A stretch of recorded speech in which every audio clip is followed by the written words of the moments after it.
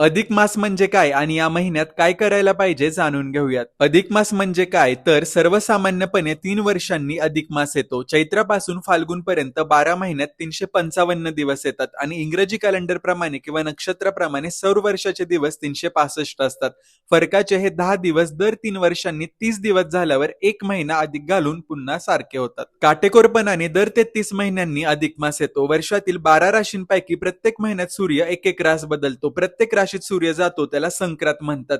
अशा मेष राशीपासून मीन राशीपर्यंत एका वर्षात 12 संक्रांती होतात. चैत्र महिन्यापासून फाल्गुन महिन्यापर्यंत 12 महिन्यात प्रत्येक महिन्यात एक संक्रांत असते. यात बदल होत होत 33 महिन्यांनी असा एक महिना येतो की त्यात संक्रांत नसते. अलीकडच्या महिन्यात अमावस्येला संक्रांत असते तर पुढील महिन्यात प्रतिपदेला संक्रांत येते. त्या बिन संक्रांतीच्या महिन्याला अधिक महिना म्हणतात. अधिक महिन्याला पुढच्या महिन्याचे नाव देतात. म्हणजे ज्येष्ठ महिना असेल तर वैशाख महिन्यानंतर अधिक ज्येष्ठ महिना येतो. अधिक मास हा पुरुषोत्तम मास म्हणून ओळखला जातो. या संपूर्ण महिन्यात भगवान पुरुषोत्तम अर्थात श्री हरिविष्णूंची उपासना केली जाते. अधिक महिना मोठ्या पर्वाप्रमाणे असतो व त्या महिन्यात धार्मिक कृत्य करतात. अधिक मास महात्म्य वाचतात. या अधिक मासात तीर्थयात्रा, तीर्थस्नान, दानधर्म, उपास, पूजा अर्चा, जप वगैरे धर्माचरण केल्याने पुण्यलाभ होऊन जीवनाचे सार्थक होते आणि पुरुषोत्तम व्रताने जीवन सुखमय, शांतिमय आणि समृद्धीमय बनते. सहेतुक व निर्हेतुक जो कोणी या अधिक मासाची पूजा करेल तो पापमुक्त होऊन त्याला मोक्ष मिळेल. या अधिक मासाची उपासना करणारे भक्त त्याच्या पूजनाने श्रीकृष्णपदी लीन होतील.